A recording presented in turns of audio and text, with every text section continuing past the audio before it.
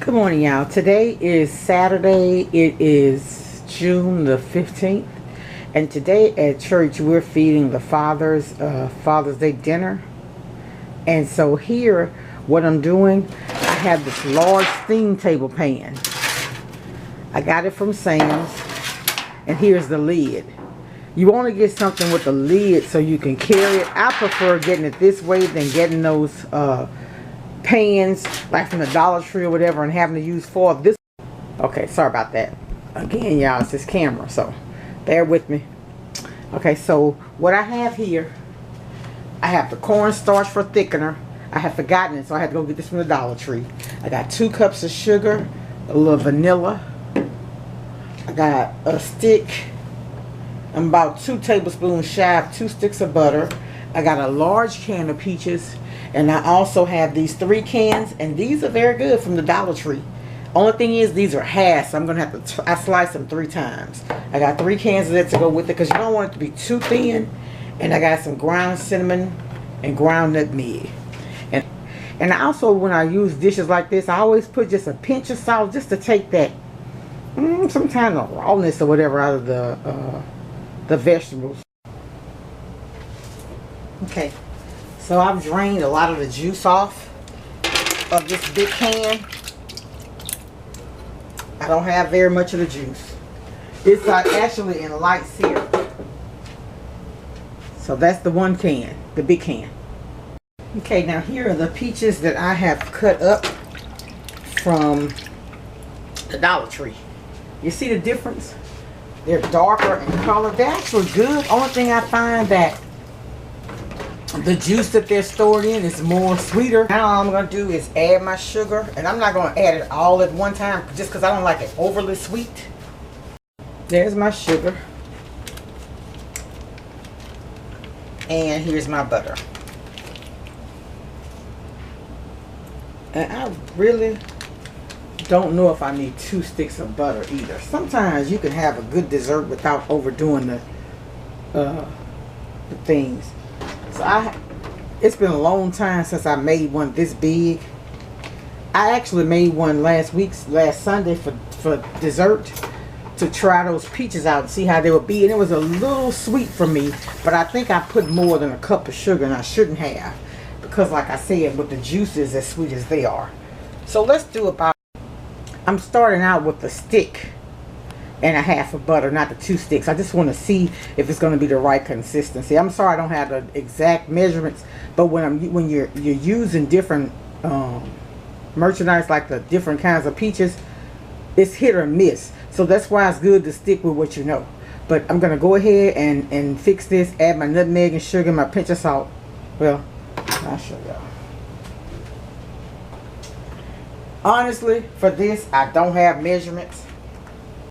I will add my vanilla later though, because vanilla extract. I'm more of a nutmeg person than peach cobbler. And I don't like a peach cobbler that's full of cinnamon, because the cinnamon overpowers the taste of the peaches, in my opinion. And y'all, this little thing of nutmeg, $4.50. But I'll get more later. I don't use it very often when I cook, other than for my sweet potatoes. You know, something I use all the time. And maybe a little more cinnamon. And I'm going to get my pinch of salt. Just a pinch.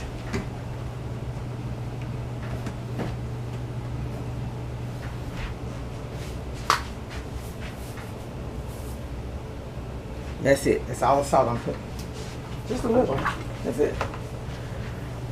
When this first comes to a boil, I am going to make a cornstarch slurry. And that's to thicken your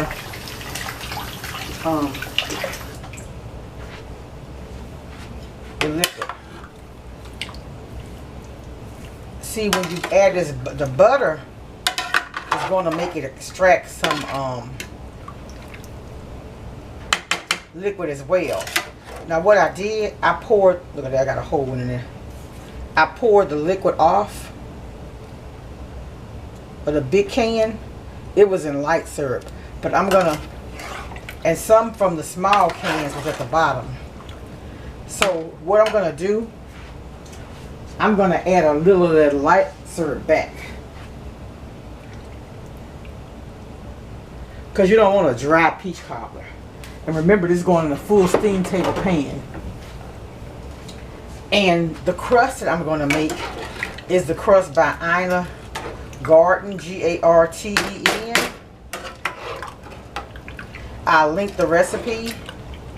I'm not going to show that step. It's a real good, simple recipe though. It's real good. Now another good recipe, I should have probably melted this butter, but another good recipe is that recipe where you use, I need a melt, no big deal. That recipe where you use vinegar in your pie crust, that's a good crust. So let's go ahead and get this cooked and I'll come back. Here's my finished peach cobbler pie recipe, whatever you call it. This is a bottom and top crust, so it's really like a pie, but we call it cobbler. Cobbler is really when you cook your sugar and flour and your peaches and everything together. But anyway, so I'm sorry I couldn't come back on. My camera's acting up, but also off camera, I also made a pineapple cake. It's just a box cake that I put in a 9x13 pan. I'm just gonna make a buttercream icing to go on that. But anyway, all thing I did is use what you saw. I did go back in and put a little bit more nutmeg and cinnamon. So it's like guesstimating, because like I said, I like Del Monte peaches. These are not Del Monte peaches, so I don't want to give you measurements, precise measurements, because the flavor will actually be off with this. But just know that what you saw, I went back and I added all the nutmeg I had and about another 1/4 of a teaspoon of cinnamon. I went back in, I put about another cup of sugar, I ended up using like 2.5 sticks of butter, because remember, this is 1 large can and 3 of the 29-ounce cans. So that's a lot of peaches. And this is that copper chef pot. And it's to the rim. I couldn't add anything else to this. And I did thicken it with cornstarch. I probably used a cup of cornstarch, and then I, liquefied it and put it in there because it was a lot of juice. I don't want it to be dried out when you put the crust. That crust gonna absorb some of your juice. So I may end up adding a little bit more, because I do reserve my broth, because I take the liquid, because I use sugar and milk mixture to base it, but I also add some of that liquor, some of the syrup from the small cans, because it's more sugary. But anyway, I'm sorry I wasn't able to show you the whole thing, but on the flip side of that too, my camera is really acting crazy today, so bear with me. I'm gonna make some changes here soon. But anyway, so that's all with that, and now I'm getting ready to make the crust, and I'll be back to show you what it looks like when I get it all put together. Okay, here in my food processor, I have 6 cups of all-purpose flour, 2 tablespoons of sugar, and 2 teaspoons of kosher salt. So I'm gonna blend this up.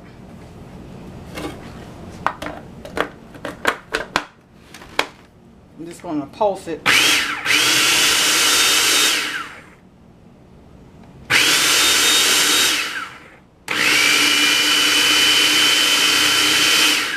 It's so full, so it's really not doing what I need to do.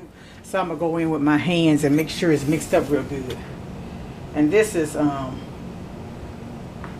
thought this was an 8-cup capacity thing, but it doesn't appear to be.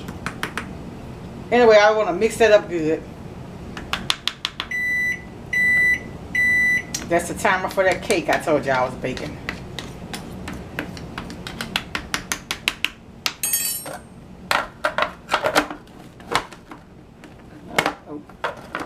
I don't use this thing very often, so don't laugh at me if you look like I don't know what I'm doing.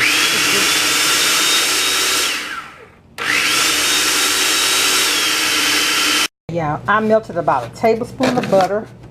Now I'm adding a little milk.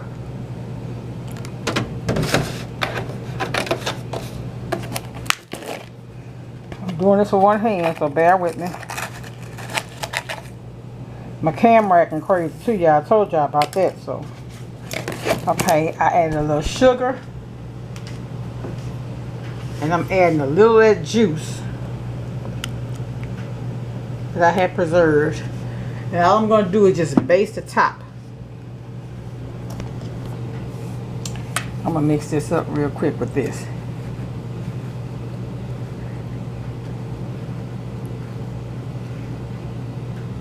I probably didn't need to do this much. Okay, but here's what it looked well. Let me zoom out a little bit, y'all. Y'all gotta bear with me. I'm trying to do a lot. Okay, here it is. I made my 2 crusts. I put them. I had a hard time with that because it was too much for my processor. That's why I didn't come back on, because I had to take it and I had to take all that stuff out of that processor and do it by hand. So it was a mess. But anyway, I got through with that. So I'm just gonna base this. Okay, because I have a top and a bottom crust, what I do is start it off, and that filling, believe it or not, it had been sitting there all the time and it still was steaming. Not hot though, so because you don't want to put it in there hot and make your bottom crust will be gummy.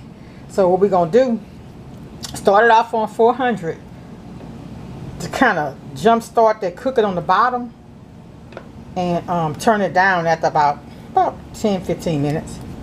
So yeah, I got a mess to clean up. You know how when you're rolling stuff out and you got that mess left over. But all right, now I'm gonna put some slits right here in the middle, and we're gonna get this going. It's 6 o'clock and we're supposed to meet at the church for 7. So I'm gonna bake this while I get my bath and get everything lined up and ready to go. And I'll let y'all look. I'll show y'all what it looks like when it's finished. I don't think I'm going to cook it until it's all the way done, simply because I want to heat it up and be hot when we serve it to them. And what I got is, and I don't know if this is enough, but I got these little containers from the Dollar Tree. I think it's 10 of them in there for $1. But these are good to put stuff like this in. And we'll just plate it up, put it in these right before we serve it to them. All right, y'all, have a blessed day. I'll be back. Bye.